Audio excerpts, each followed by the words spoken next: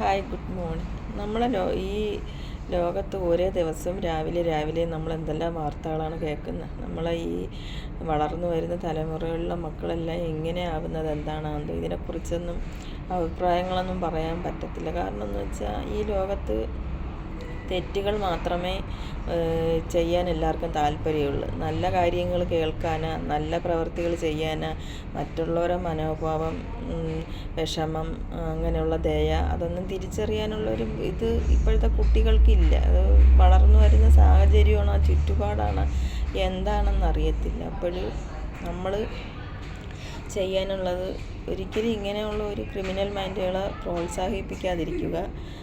എല്ലാവർക്കും വേദനയായാലും എല്ലാം ഒരേപോലെയാണ്.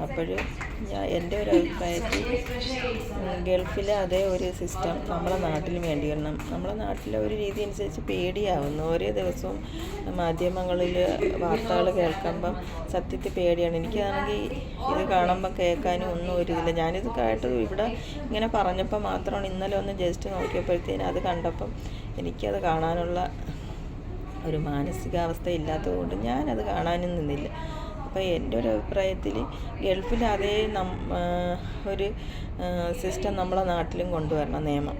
എങ്കിൽ മാത്രമേ ഇങ്ങനെയുള്ള ഒരു ക്രിമിനൽ ഓരോ ദിവസവും ഈ കുട്ടികൾ ഇങ്ങനെയാണ് ഒരേ വാർത്തകളങ്ങ് വെറുതെ ഒരു മനുഷ്യനെ ആൾക്കാർ പറയുന്നത് മയിലിനെ കൊന്നുകൂടാ, പന്നീനെ കൊന്നുകൂടാ, പട്ടീനെ കൊന്നുകൂടാ, പക്ഷേ മനുഷ്യനെ കൊല്ലാന്ന്. അതാണ് നമ്മളെ നാട്ടിലെ നിയമം ഇപ്പം.